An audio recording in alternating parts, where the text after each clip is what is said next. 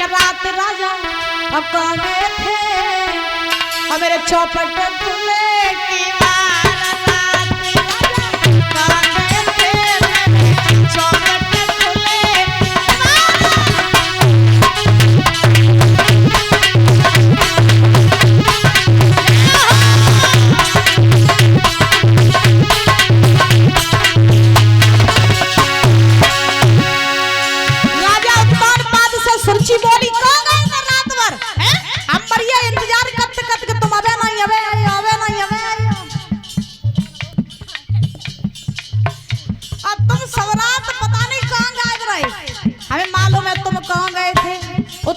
बोले कहाँ गए थे, तो सुरची बोली सुना रात राजा वहीं गए थे मेरी सौदा के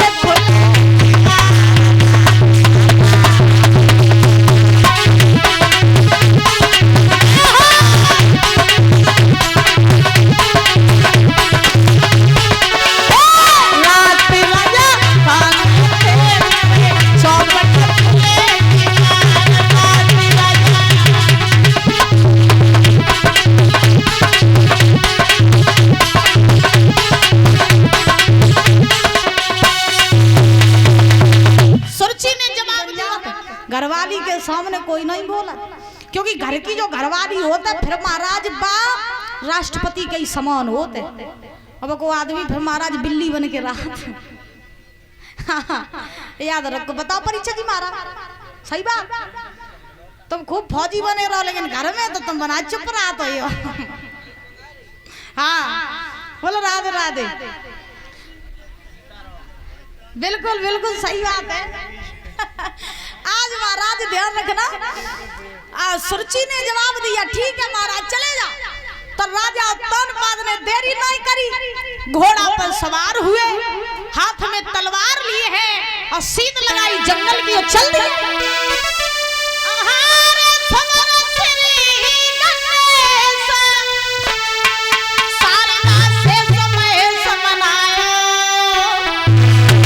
और माता पिता को सुमिरन करके तेरा दय उठा,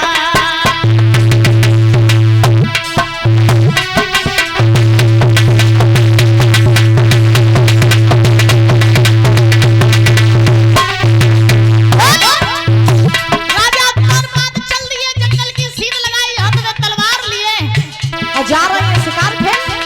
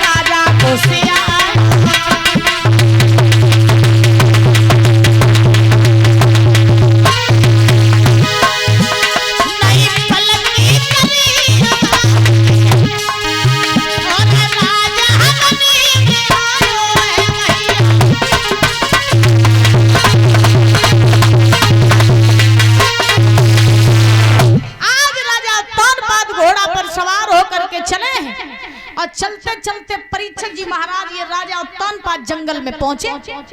जैसे ही उत्तानपाद जंगल में पहुंचे हैं तैसे ही आज शिकार ढूंढने लगे।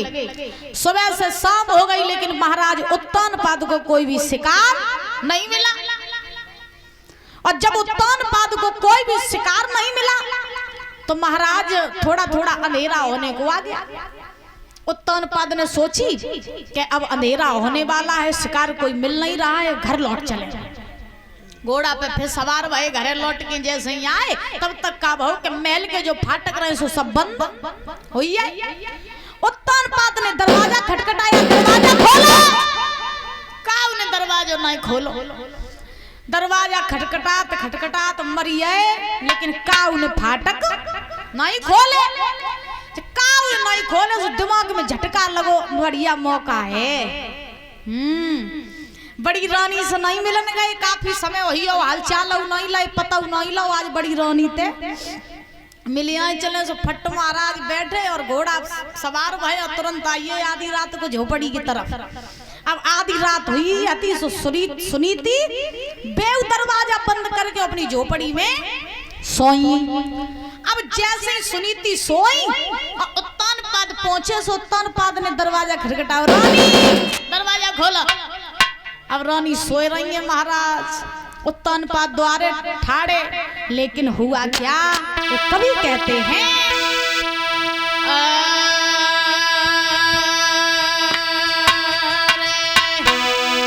सुख नींद में के सोई गई पंचो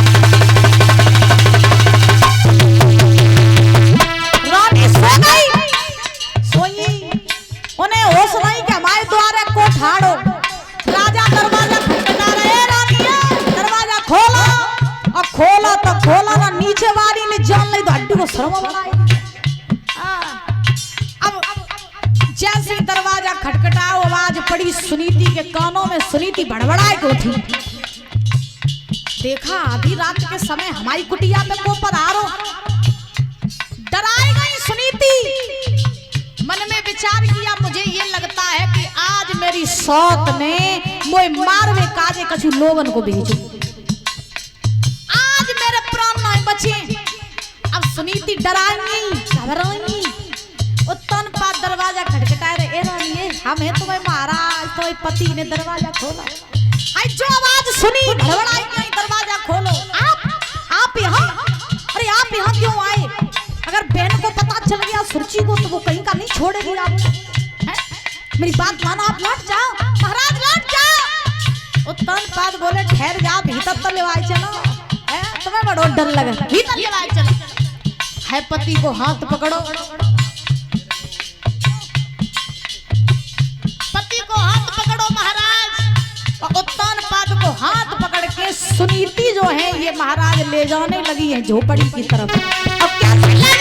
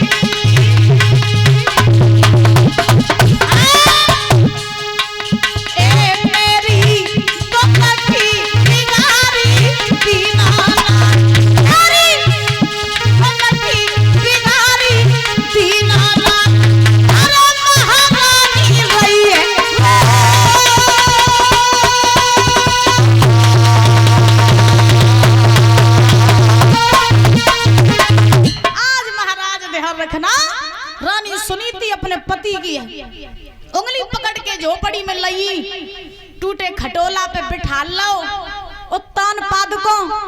उत्तान पाद ने दशा देखी, कहने लगे रानी तुम्हें इज्जत दशा हुई। एक समय वो था जब हम आते थे सभा में से लौट के तो तुम पचरंग पलंग बिछाती थी, मुझे बैठालती थी, हैं? और आज मैं आया हूँ तो तुम मुझे टूटे खटोला पर बैठाल रही हो। रानी रोने लगी। उत्तान पाद बैठ गए। उत्तान पाद ने कही रानी सवेरे के घत्ते ने करे, भूख बहुत तेज लगी है, कछु खावे को होवे तो निक दे दे, भूख मिटाए ला। हाय मैया धरी रहे एक घर में जौ की रोटी, सूखी जौ की रोटी ले आई, बाई पे नमक धर दो और अपने पति को बई जौ की रोटी खवाए दो, ऊपर ते पानी पिवाए दो। सुनीति से उत्तान पाद बोले रानी जब हम आत हते तो तुम 56 प्रकार के व्यंजन बना बना मुझे खवाती करती थी, आज देखो हम आए तो तुम बासी जौ की रोटी मुझे खवाए रही हो। सुनीति ने कही महाराज जो रूखो सूखो है जो ही है, जो हम खाते हैं सो महाराज तुम खाए लो।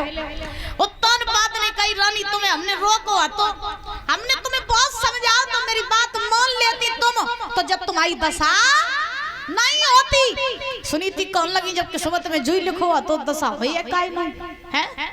हाँ और बताओ बहन ठीक है, घर पे सब बढ़िया, हाल चाल पूछे बताए। अपने पति के पॉइंट दबाए रही सुनीति, बैठे हैं महाराज दोनों वार्ता कर रहे हैं। सुखदेव जी महाराज समझा रहे हैं राजन परीक्षित।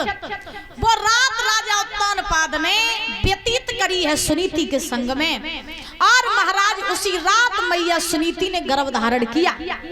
जैसे ही गर्भ धारण करो बुरारो बहो, सुनीति ने बुरारे उठाए दो महाराज जाओ घरे जाओ, छोटी बहन को पता चलियो तो मार डरिए, घरे जाओ। उत्तान पाद घोड़ा पे सवार भये और सवार हो के जैसे महलों में आए फाटक पे पहुंचे तो ज्वालामुखी ठाड़ी रहे। हाँ नारी गुस्सा हो जाए तो फिर वो ज्वालामुखी बन जाते। बोलो राधे राधे, जोर से बोलो।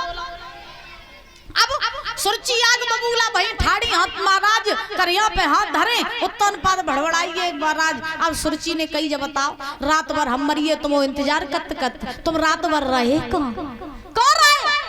उत्तान पाद बोले कौन रहे ही डरे रहे जब दरवाजा पे, बहुत दरवाजा खटखटाओ काऊ ने गेट नहीं खोले हैं, सब रात ही डरे रहे। सुरची कहने लगी झूठी कह रहे हो, हमें मालूम है तुम कहाँ गए थे। तो उत्तान पाद बोले कहाँ गए थे? तो तुम रात भर सौत के ढेंगा रहे। उत्तान पाद कहने लगे तुम कैसी बातें करती हो, हम तो तुम्हें इतना चाँद तुम्हारी किस्म बिना तुम्हारी परमिशन के हम घर तक पाँव नहीं देते, अब तुम जा कहती कि हम सौत के ढेंगा गए आते, अब तुमने मुझे रोक दो तो हम नहीं गए। हम स्वराज दरवाजा पे डरे रहे, दरवाजा खटखटात रहे, काऊ ने गेट नहीं खोलो, मरिए ठंड में ठिठुर के बात ही बनी है, तुम कहती सौत के ढेंगा गए थे। हाँ अब महाराज जो मीठी मीठी दो चार बातें करी उत्तान पाद ने, सुरानी सुरची पिघल गई, भीतर लेवाए के चली। हाँ महाराज में मालूम तुम साची में बहुत चाहता हूँ, घर में घरवाली रूठ जाए तो मनेबे को सबसे बढ़िया उपाय दो चार बढ़िया बढ़िया मीठी मीठी बातें कर दे, वो अपने आप शांत हो जाइए महाराज।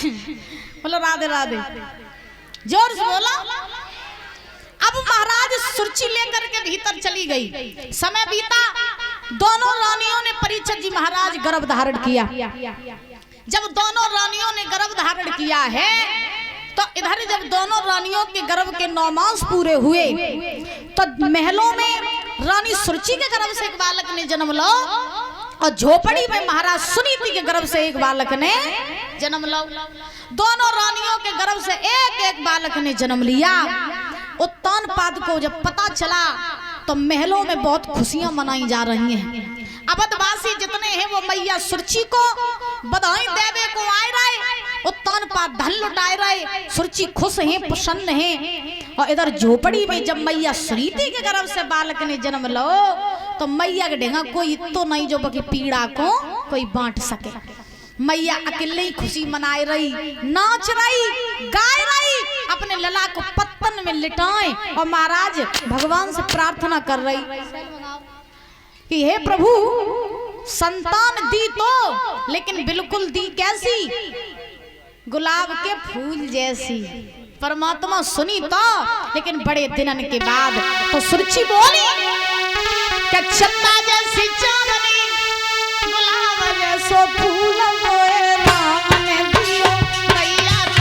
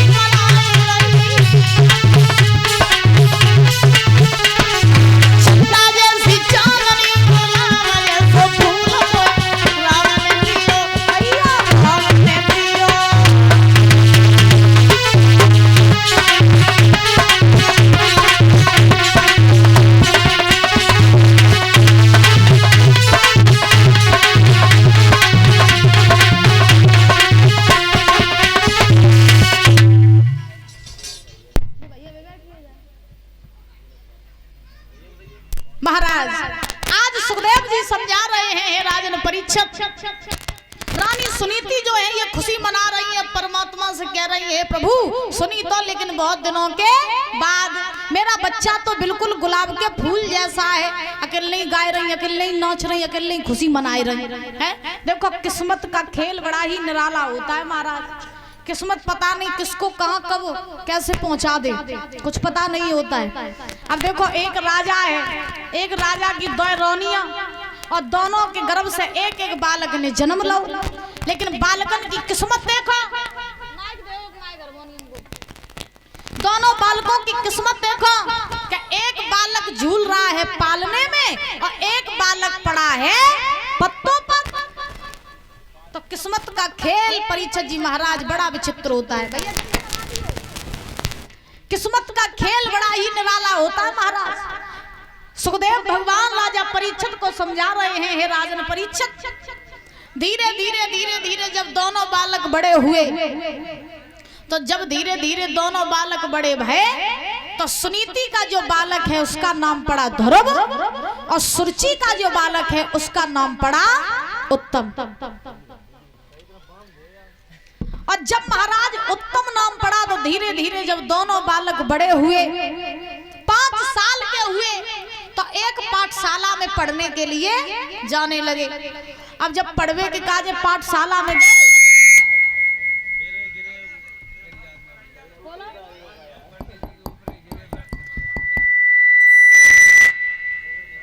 साधे जब एक पाठशाला में पढ़ने दोनों बालक गए, तो दोनों की घनिष्ठ मित्रता हो गई, उत्तम की और ध्रुव की। क्या बात परीक्षित जी, परियां पुरान लगी है। अब तो आज चौथा ही दिन भाव 3 दिन और बिठाओ है अबे तो हैं परियां पिराती। अरे दैया अच्छा बहुत बुरी भावई परियन दोनों जनन की हैं 1 साल से पहले पिराती। अच्छा कोई बात नहीं, 7वें दिन तो ही मुक्ति हो जाए, सब दी दर्द पी सब चली जाएगी, टेंशन ना करो। बोलो राधे राधे, जोर से बोलो। आज महाराज उत्तम की और ध्रुव की जब घनिष्ठ मित्रता हुई, तो एक समय की बात कि उत्तम ने ध्रुव से कहा भैया, बोले हाँ, तू मुझे कभी अपने घर नहीं ले जाता है, आज चल मैं तुझे अपने घर लेकर के चलूं। तो उत्तम ने ध्रुव का हाथ पकड़ा और हाथ पकड़ के खींच करके ले गए और महाराज उत्तानपाद की सभा में ले जाकर के खड़ा कर दिया। अब उत्तानपाद अपनी राजगद्दी पे बैठे थे। जब उन्होंने ध्रुव को देखा और ये जानते थे कि मेरी बड़ी रानी का लड़का है, मेरा बड़ा बेटा है, तो रहा नहीं गया, गद्दी पे से नीचे उछल के आए और ध्रुव को अपनी महाराज झपट के पकड़ लिया, अपनी गोद में राजगद्दी पे बैठा लो। अब ध्रुव का लाड़ करने लगे उत्तानपाद। फिर क्या हुआ, तब तक बाई सभा में महाराज एक रहे चुगला बैठो रहे। अम्मा तुम बहुत मूड लाए रहे, करी कबू चुगली खाओगी, बोलो बोलो, कबू चुगली करी खाओगी, खूब करी मालूम है। हाँ तुम चुगली करती करती बूढ़ी हुई अम्मा। बताओ बताओ, सही बात है, देखो सही बात है। हाँ बोलो गोविंद भगवान की। तब महाराज एक बाई सभा में चुगला बैठो रहा है, तो चुगला ने जाए के सुरुचि से कही, बोले रानी हाँ तुम यहाँ बैठी बैठी आराम कर रही हो, तुम्हें नहीं मालूम है सभा बीच में तुम्हारी सौत का लड़का आया है, वो महाराज की राजगद्दी पे बैठो और तुम्हारा जो लड़का है वो जमीन पे खड़ो, जल्दी जाओ वह भजाए दे जाए। अगर बाय भजाओ नहीं तो वो बहुत जल्दी जब महल पे कब्जा कर लिए और बू बकी अम्मा आए जिन महल में तुम पहुंच जाओ झोपड़ी में। जीवन में सब करियो, चुगलन को भरोसा कबो न करियो। अब बताए रहे ना चुगला जो होते हैं ना, अच्छे खासे घर में आग लगाए दे तुम्हारा। हाँ तुम्हारा घर अच्छा खासा चल रहा है और पड़ोसन आए के या कोई बाहर को आए के तुम्हें कान बज जाए के ऐसो नहीं ऐसो करो, तुम पक्का समझ जाइयो कि चुगला ये है और हम घर बर्बाद करवे को आओ। सीधी सी बात ये समझो कि महाराज जितना भी काम करो खुद के दिमाग से करो और अपने अपने लोगों की सलाह लेके करो। बाहर को अगर तुम्हें कोई सलाह देवे को आए रहो तो वो तुम्हें बनान नहीं, वो तुम्हें बिगाड़न आए रहो।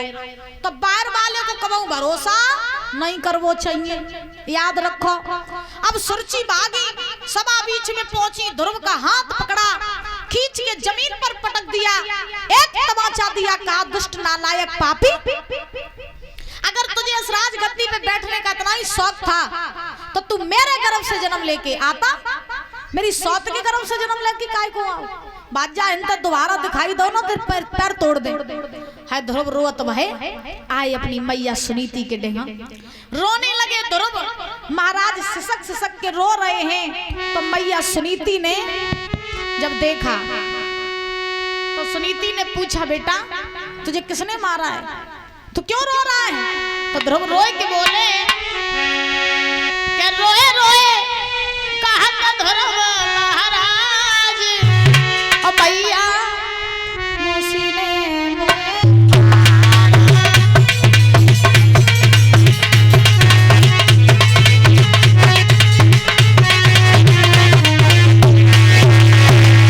ध्रुव रोए के बोले, मैया ए मैया तू जानना चाह रही है ना मुझे किसने मारा? हाँ बेटा तू मुझे बताना।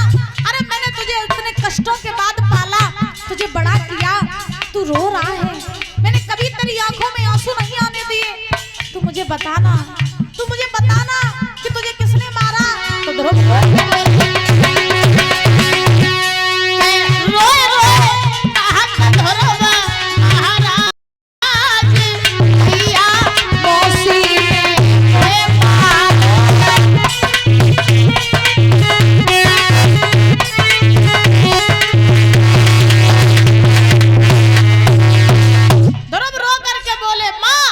मौसी ने मारा। मैं पिताजी की गोद में बैठ गया था तो मौसी ने मुझे तमाचा मार करके वहां से भगा दिया। माँ कष्ट मोय जब बात को नहीं कि मौसी ने मोय मारो, कष्ट मोय जब बात को है कि जब मौसी मोय मार रही थी तो हम बाप बैठो बैठो चुप्पा देख रहा हुआ। तू ही तो कहती है ना वो मेरा बाप है उत्तानपाद, लेकिन ये कैसा बाप कि उसके सामने उसका बेटा पिटता रहा और वो बैठा बैठा देखता रहा।